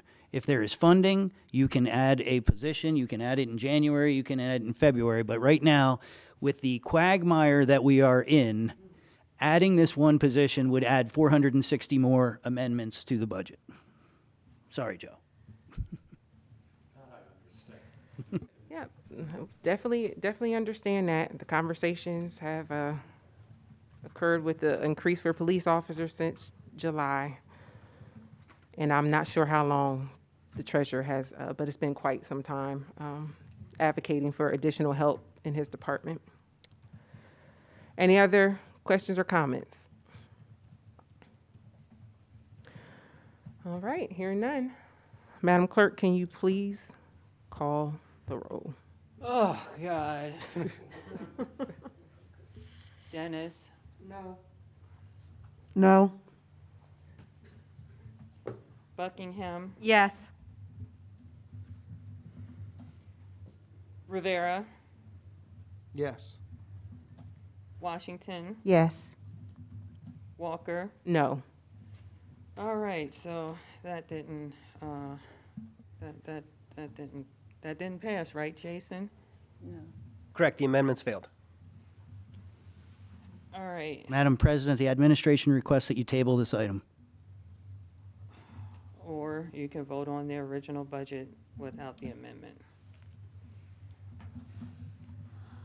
And we will have 1,000 amendments for you next month. I request that you table this. Is there a motion to table? So moved. Second. It has been moved and seconded to table this item. Madam Clerk, can you please call the roll? Dennis, Yes. Buckingham, Yes. you said yes. Yes. Rivera, Yes.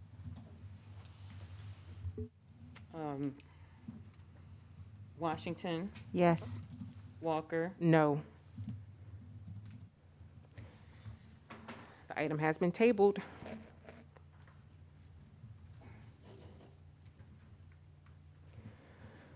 Moving on to final passage of Bill number 62. Call for vote.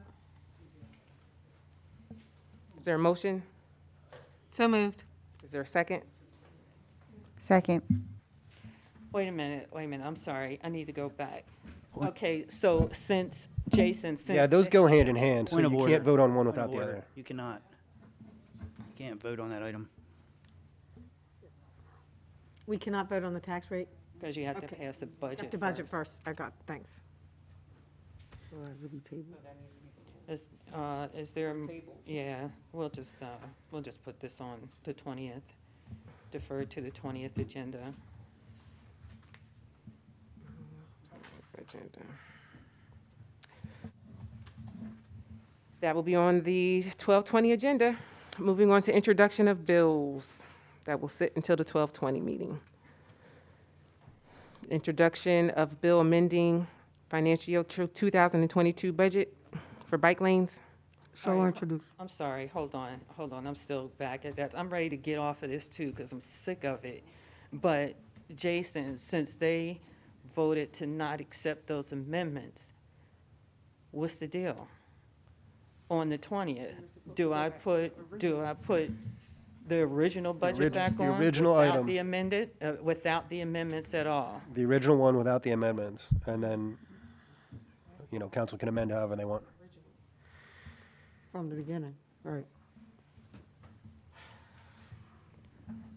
So knowing that, does council want to go back and vote on this again? Or you want to just, because you're going to get the same thing on the 20th? Right, we're gonna be at the same So spot. why are you even doing this? You have 14 days to consider. Yeah, I mean. Yeah, I mean, I think, additional I think there's amendments been, I think we've heard, Floor. I think we've heard from the public that there's concerns that people haven't been able to review it. This will give more time for the public to review the amendments, But the amendments review were the budget. voted down, so they're not even, I mean, you they said to could- put the original budget on, so there's nothing new to review. I mean, they could be proposed again, hypothetically. Like from the table, I mean, from the floor then? Yes. Very important to understand what we're voting on, council. All right, so we're on the introductions, correct? So that's what you all want to do, though? You want to just wait till the 20th, or you want to go back on and vote on that original budget? Are there amendments now, or? I've already made it clear. I mean, we could do Are a you motion all- to reconsider, but All right, okay. they already All tabled right. it, so. That's what I'm trying to say. It doesn't make any sense.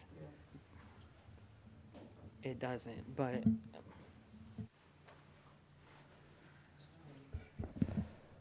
Moving on to introductions of bill, our first one is amending the budget for King Street bike lanes. So introduce. and that is Bill number 63, introduced by Felicia Dennis, a budget amending an amendment, amending the fiscal year 22 budget for Public Works for the King Street bike lanes in the amount of $130,000. That will sit until 12/20. Moving on to another amendment, Article 101. So introduced. Introduction of Bill number 64, introduced by Lou Rivera, amending Article 101 of the codified ordinances, subsection 101.04, interpretation to update definition of owner. That will sit until 12/20. Moving on to another introduction, amending the budget, employee retention incentive bonus. So introduced. Bill number 65, introduced by Betsy Buckingham, amending the 2022 budget for the human resources by appropriating expenditures from ARPA funds for employee retention incentives. That will sit until 12/20. Items for consideration of consent agenda. Is there a motion to proceed with a consent agenda? So moved. Is there a second? Second. All in favor, please say aye. Aye. Aye. Any opposed? Council, please review items 7 through 13. If there are any items you would like to pull, please share.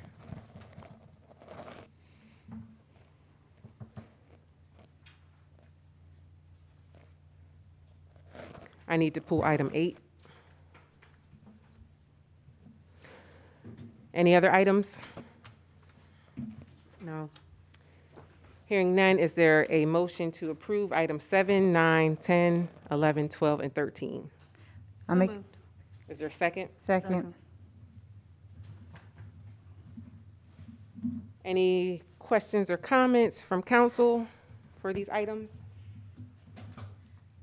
Any questions or comments from the public?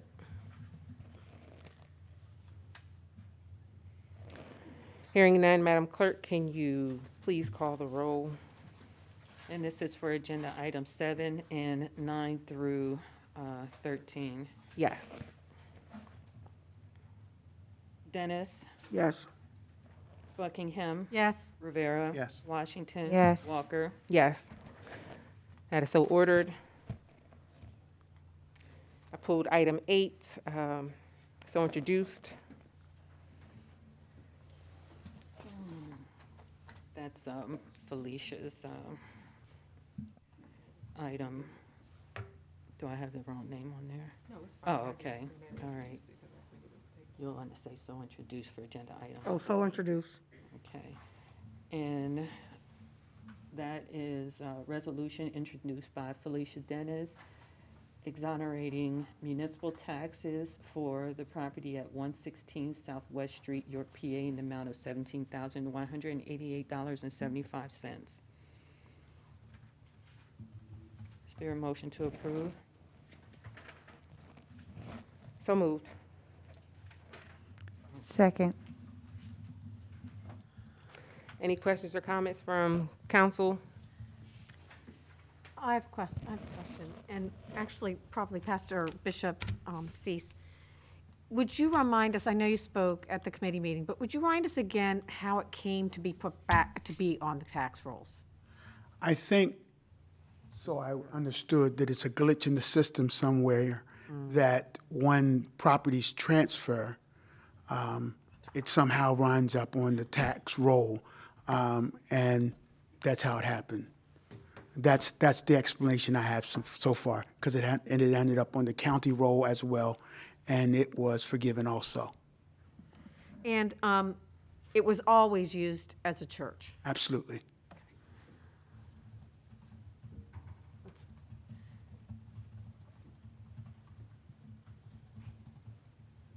I'll just to be fair, I did request in a committee for Pastor Lincoln's church in regards to the solicitor's office.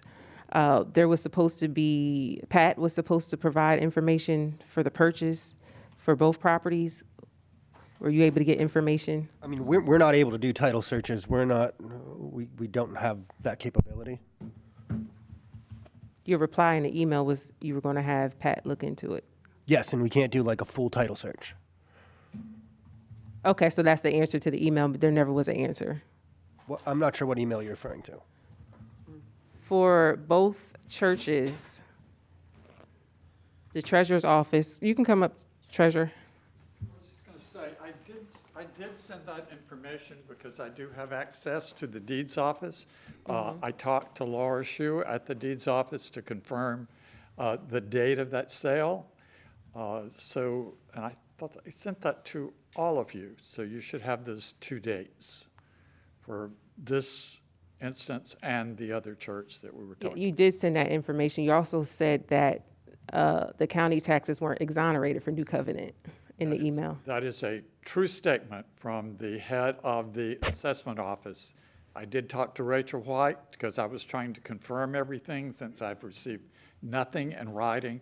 And she said to me, at this moment, it is still on the delinquency list. You can even see it's a public listing. It's still on the list. I asked Rachel if that was a mistake, and she said, well, no, there has been no action taken by her office. She wasn't sure if the county commissioners had acted on it and just not told her or not. But at this moment, it's still on the delinquency list. And Rachel has no plans to take it off as of this second. I have a chance to talk with Commissioner Wheeler, and she did say that it was exonerated. But that goes back to my initial question when the response came from you. And we can look at who owned the property before and who owns it now, but we can't figure out, from the committee meeting, it seemed like you wanted more information than that. No, I just wanted a reply back to the follow-up to the email that you sent. That's all. There was no follow-up with it. Well, I watched the committee meeting and you said that you were looking for more information.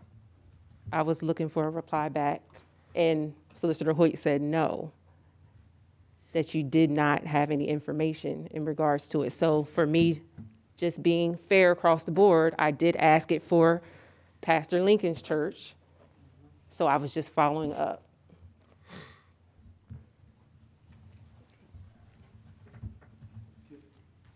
Any other questions or comments? Yes, sir. Mr. Jeff Coat, I think that works for the city. Treasurer. I think. He's the treasurer. Mm-hmm. Okay. Pleasure to meet you, sir. When I talked to him, I think that there was something said that the county had forgiven something in regards to New Covenant. Is that correct? Yes, there was. And Sandy said if one of the commissioners approved it, it's probably still in the pipeline. So how did we get to this point? You need to put on your mic. How did we get to this point? Well, how it happened, what happened was Abundant Life Outreach owned the building. In turn, we were separating, 2 churches merged back in 2012. We owned both buildings. In 2018 or 18, we separated those buildings so that Abundant Life was separated from the church existence. We were operating as a church in one building, and there was another church operating in the other building. We wanted those two buildings to be on their own, the responsibilities to be for New Covenant Community Church, and the responsibilities to be. During that time, they were both churches at the same time. There's been a church, the same building where Catalasso Medical Center is. It's always been a church. There's always, Reggie Hunter rents that building as a church now. So it's always been a church. We were just separating the two businesses so that New Covenant has their own business, own bills, and Abundant Life Outreach has their own. So I don't know how we got here other than when the deed was transferred, we showed up on the delinquency list as owing taxes, and that's never been the case. Is that a pretty good explanation? That's good. Thank you. Any other questions or comments? Yes. Yeah, Michael Walker, and I just want to be cautious because this is the church that we've attended, my family's attended, and because it's going to sound like I'm against this, but I'm thinking about what you just stated, and what was just stated, Bishop, was that you were separating the church NCC from Abundant Life, I believe it's Maranatha and Holy Chapel, correct? No. Okay. So, because what it sounds like is that in separating those, if not sure what's being stated here, NCC is it correct that NCC, because I did some research, NCC was just merged with the other churches in August of 2022. This tax bill goes back to 2020, 2021. So what we don't want is for someone to go back and do an audit and come back and say that this is actually not the case, and look at the records and the timing, and you were merged in August of 2022, but this tax bill is for 2021. So it just needs to be explored a little bit further. And also, in response to, this is just my opinion, because we don't want this to backfire and to come back on with a higher tax roll, et cetera. So it doesn't, I don't believe it hurts to actually take it back into committee, because that's what you did with the previous, with the very almost similar circumstances. And then back to our solicitor, it's just kind of a common sense, and I don't want to say this in a degrading way, a common sense approach that if you can't do that, you have an elected official who can, and that information could have been received from that elected official, just like it was done here, to answer the question that was posed to you legally. That's just a thought. May I respond? Yes. The reason why it is now, we were applying for a 501c3 through New Covenant. We merged the congregations back in 2012, but legally, because of getting things in order, we've never submitted a merger document to the state. That just took place, and we're waiting on a 501c3 document. So we had to produce a merger document showing that we merged the congregation, but all along, we were operating under Abundant Life Outreach's 501c3, which can be done. But we wanted to separate the two so that New Covenant Community Church has a 501c3 and Abundant Life Outreach has a separate 501c3. That's what was done. There was no hidden agendas other than I want the church to be separate from the other building. That's all. Michael Walker, just in response, Bishop, it wasn't an assessment of a hidden agenda. What I'm asking, as someone who does this legally, and understand, I don't want this to come back on the church because of an audit, because what you just stated is an issue and you're setting a precedent, or city council is setting a precedent, where churches who weren't operating as a church can then come back and merge and then say we're a church 2 years later, And that's going to open up a third of the nonprofits here. A third of the, I think, properties here are nonprofit. If this is the precedent, then you're establishing something that's going to cost later when you don't have this flush of money, and this is not some. So just want to be sure too that the interest because I'm not an accountant, but that the bishop and the church is protected, and also that the precedent that you're setting is correct, because it's going to affect how you make decisions in the future. Mr. Walker, you raise a great point. Once more again, Anthony Cease, the churches that we merged, New Covenant was the name of the church that we established after the merger of Abundant Life Out Church and Maranatha Church. They were both churches. At the point of the merger, there were some financial issues with Maranatha Church. We merged as a congregation. I came out of Maranatha. I established Abundant Life Outreach. We were in a financial position to absorb the ministry and to take on the financial responses for the building at 116, which we did. We remortgaged the property and got work done and moved on. Now, all along, both properties were being used as a church. The name New Covenant only came because of the merging of the name. The Maranatha Church, which was a former church, had its own 501c3, and the only thing that we merged was the Maranatha Church and the New Covenant for the purpose of not having to reapply for a 501c3. Does that make sense? So then you got hit with this bill, this Yes. tax bill. Yes, sir. And you'd like for council to essentially get rid of it. Yes, sir. Because we're a church, not for any other reason than the fact that we're a church. One more response. Any other, This is not an issue of NCC at all at this point. This is an issue of precedent, so that when you establish the precedent, it may be and is a legitimate issue here. But what has not been done is the establishment of why it's an issue, because we haven't received, facts from solicitor's office, Madam President. So what I'm bringing up is, let's go ahead and establish why you are doing this before you do it, because if it's left as is, it's not about NCC. If it's left as is, you're setting a precedent that can be interpreted widely, and a third of the properties here can run havoc on the city.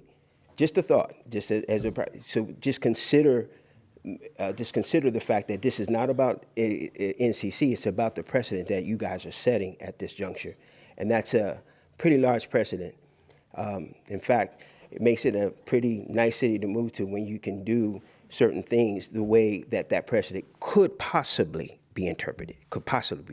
That's it. Has nothing to do with NCC. I guess we'll be here a while. But again, since it's not about NCC, and we've determined that it was a glitch in the system, what is the holdup with approving the exoneration of those taxes? I'd like to know the mayor's, As a former city council member, I have approved this exact same thing. I support approving it this time. It's not a precedent because it's been done before. It's already, if there is a mistake in the system and the treasurer agrees to it, then we have exonerated the taxes before. There's no evidence that they used it for a for-profit or a residential or any other kind of use that would not have been considered a church. I see that the treasurer is. come on, if you have a comment, Treasurer, please come up to the microphone. I just want to be clear. The treasurer doesn't have any say in this matter. I will administer what I am told by you guys as far as the taxes on the church. The decision initially, when it was first taxed, came from the county assessment office. That's where that is initiated. That's who makes the decision as far as an initial exemption on the property. The decision is totally yours. I do concur with the mayor that we have done this before. In fact, we have 72 churches in the city of York. And you were totally right. We have 38% of the taxable value of the property in the city of York is exempt, which is major. But we've done this before, so I don't think this is any different from what we've done in the past. And just as a repeat from our committee meeting, but I did make it very much so clear that this council has not, and this goes back to the discussion with Pastor Lincoln because I abstained from New Covenant, but 2014 was the last time a church was exonerated. And in that resolution, it also has payment in lieu of taxes. So I'm just repeating what I said at the committee meeting. Any other questions or comments?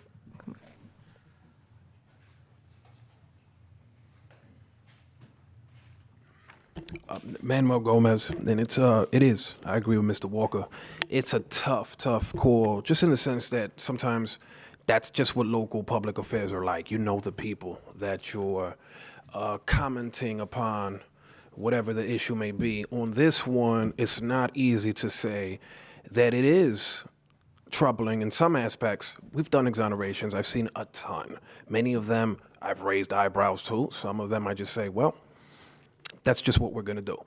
This one, there's a question, was there or wasn't there a lapse in the 501c3 status? That's something that just comes often. I don't know if that's the case, but somehow, because yes, that is the process, when it comes down from the county, and then here we are where we find ourselves, I wouldn't want them to be facing taxes that are not appropriate, but it happened for a reason. I don't know why it's not clear at this point, because I'm not sure the timeline in terms of when it was actually something that came up either to the administration or something for council to consider, although I'm aware of the discussions that have taken place publicly. I don't know if there's been a lapse in that 501c3 status.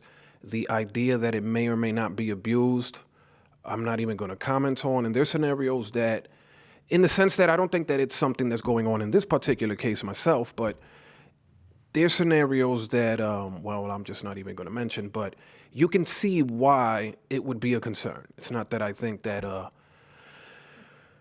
the mayor's office is being lax in saying that there are no concerns here, but it's also that I'm not on the other end where I say, listen, you got to be extremely careful of setting a precedent, because if there were a precedent, it's already set. That is definitely the case here, but there's something there. And I think maybe it would lie with the fact of whether or not there were lapses in 501c3 status, and that's just something that, of course, when you're dealing with state level things, we've faced things like that too, and it happens. And I'm not really sure if that's the case here, but it happens. Thank you. Any other? Yes, ma'am. Come on up.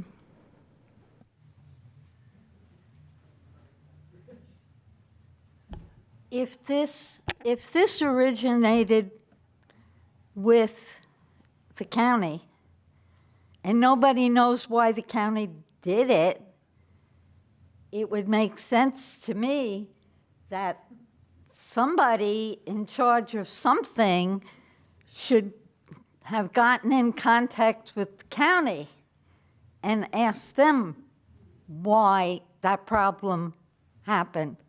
If it was me and I was having some kind of a tax problem that originated with the county, I'd be down at the county office immediately asking that question, because apparently nobody has any idea why it happened.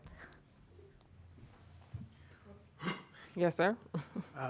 We have had our hearing with the county, and we have been determined to be exempt from taxes. So there was a meeting, but what they could not do at the time the meeting was had was to forgive what had already been assessed. And that's why we had to come back to the county and the city. Am I right? And so at the point that they deemed that we were exempt from taxes, there was an outstanding balance that was assessed to us already, and that could not be forgiven by that particular committee. So here we stand. Thank you. Madam Clerk, can you please call the roll? Dennis, Yes. Buckingham, Yes. Rivera, Yes. Washington, Yes. Walker. Abstain. Reason for abstention. Conflict. Membership. History. All in favor of allowing abstentions, say yes. Yes. Yes. All opposed, no. And that is so ordered. No request for future meetings. Any council comment?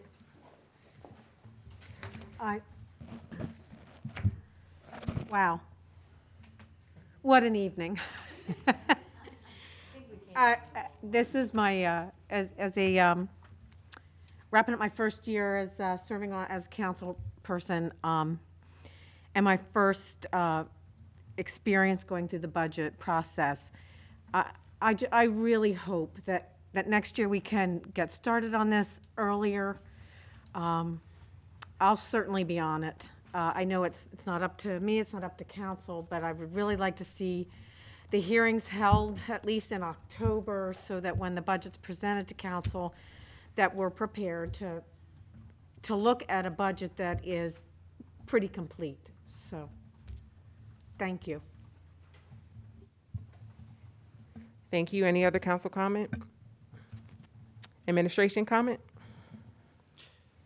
Yes, thank you, Madam President. I just wanted to follow up with Councilwoman Buckingham.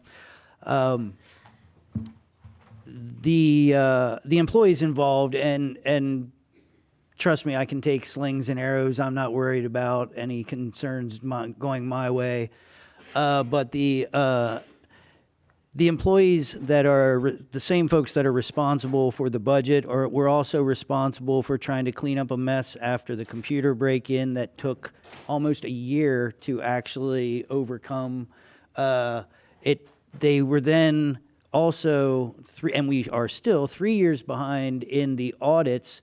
The audits took the front because we were being threatened with losing things like our unemployment insurance, or our workman's comp insurance, things like that.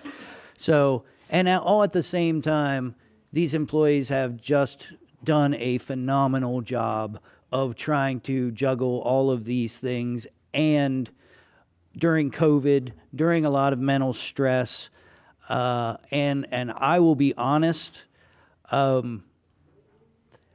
there were points where the stress was so high that there was a question of whether to keep pushing everything and actually lose employees and lose the leadership, or accept the fact of what we had to accept. And that's where we were. That's where we are. So there is nobody, well, maybe council is more unsatisfied than I am, because I get to see them working every day. I get to see them staying till 7, 8 o'clock at night and coming in on weekends and trying their damnedest to get everything done all at the same time. But I can assure you that now that we are, I'm going to go with 90% caught up on those audits, that the 19 audit is in, 20 and 21 is coming right behind. We will not be facing these conditions next year. Thank you. Yeah. Before I get into, well, actually, you folks have been here and been so patient that I will address your comments before some more things that I want to share with council here. I will address Ms. Stetler and Ms. Guerreri. I like your idea of a decal. I've talked to the department to see if there are ways that we can get in contact I do, on the flip side, have to say that it's a tough responsibility being a landlord. And I thank you for everything you're doing, but it's your job to get to the grass before it gets high, not us giving you time after it gets high. You know what I mean? So I'm trying to meet you, and I know, and that's the thing is you're taking on so many responsibilities, and you're taking. And and that's part of your property. And I'm sorry, other people can't hear your comments. So I don't want to be coming down on you, but maybe we can work better together to try and find a better way to be in contact. And one thing I have recommended, and I feel like I might have met you at the landlords meeting, landlord association meetings, or whatever they were called, the property owners meetings that used to be out on Torrenita Street. I think so. You actually met me and Charlotte Bergdahl. Oh, okay. Very good. That's her sister. Ah. And I inherited all this from her. Well, Charlotte was a machine. She was a machine keeping up on her properties, and she did it constantly.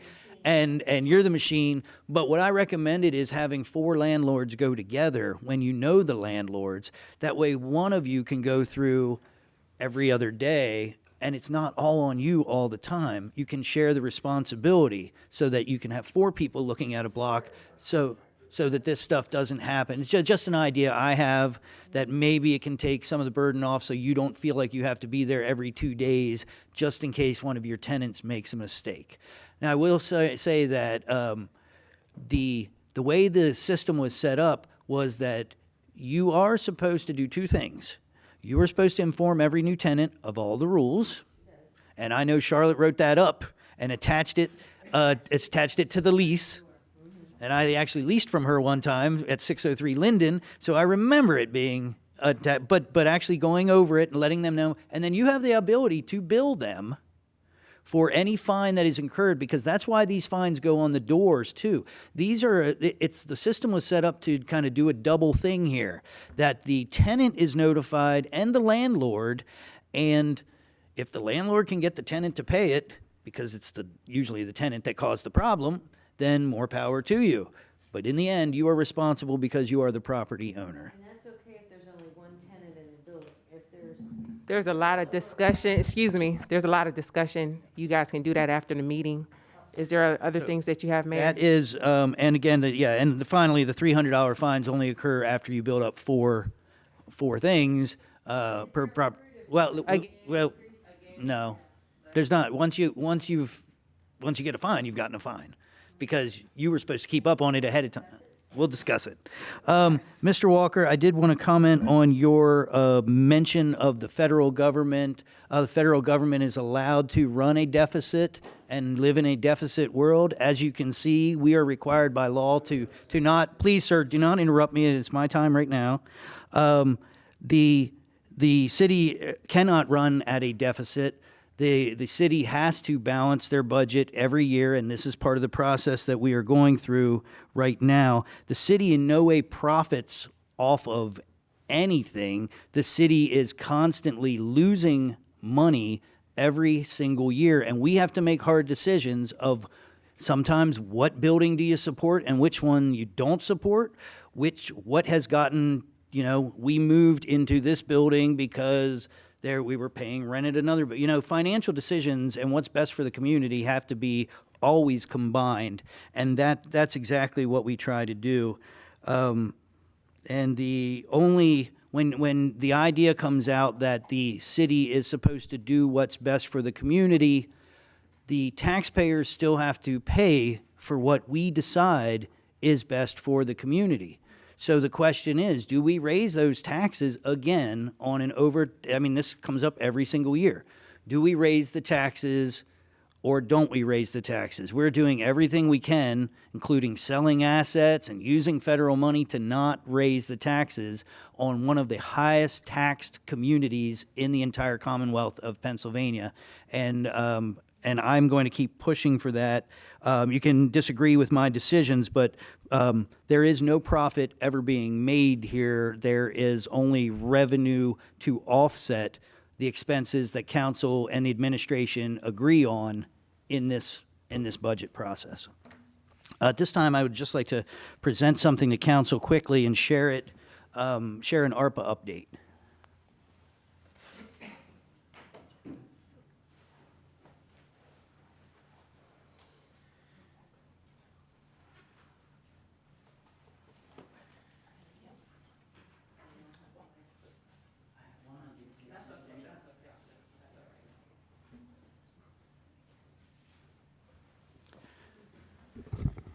I've heard different people talk about how we were not expending the ARPA funds rapidly, and I wanted to just get caught up on that. First of all, the top page is actually some things for your consideration for 2023. These are things that have not been included in our proposed budget. Many of them are on the council's plan. Some of them are things that came up as emergencies, such as the generators going out at our fire stations, $300,000. We need to have those generators to make sure our firefighters can get there in case your home is burning down. The ladder truck, some things we have discussed like Bance Park, but those are just there for your perusal.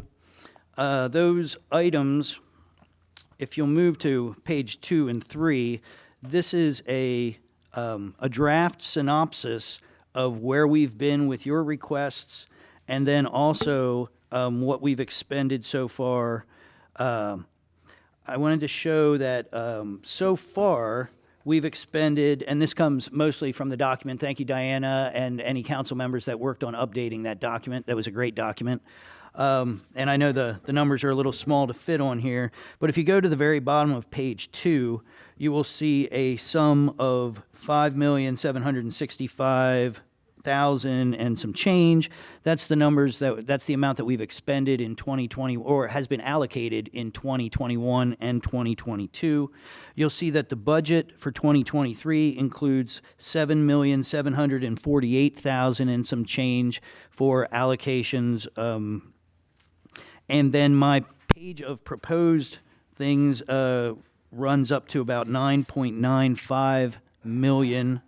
And then, of course, $10 million automatically goes into the general fund for the revenue recovery, the agreement with the Treasury, that $10 million. Again, we started off with $35.6 million, and these totals come up to $33.4 million, which means now some of it because of the budget repeating a couple things and amendments that need to occur, this number will increase a little bit, and because we're not expending some of the money that has been allocated, but we've really allocated over $30 million of the $35 million, or we've either allocated or, let me say it this way, we have allocated $13.5 million. The proposals that I've just given to you are another $9.95 million. And then there's the $10 million in revenue recovery from lost revenue during COVID. And that comes up to $33.4 million. 35.6 is what we started with, so 33.4. We've got about $2.2 million. If you accept these proposals, we've got about $2.2 million left. So I want us to stop thinking that the barrel of money is so full, because this building, the council has recommended that this building get a roof and City Hall, and the police station get a roof. That's $2.5 million. The Cador's Creek project, the City Council has recommended $3.5 million go towards that. My recommendation is not that high, but I just wanted us to have everything in one place so that we could start thinking about the fact that the city is not flush with cash. The city has a few $1 million left from the ARPA money, and the wastewater treatment plant money has to get invested for long-term financial stability of the pension and health care. And that's all I've got. Thank you very much. Thank you. I look forward to more discussion with the ARPA grants managers that are coming soon. Just one final comment when it comes to the process for the budget. Definitely agree. I understand that we are in situations, but we're all expected to do a job and stick to a time frame. So it's more of the process for me. We do appreciate our employees and all the times and the late nights that they work. That's why I was in favor of the $2,500 bonus to our employees. So we appreciate our employees and thank you for everything that you've done. And thank you all for staying this late for a meeting. This meeting is adjourned. Have a good night.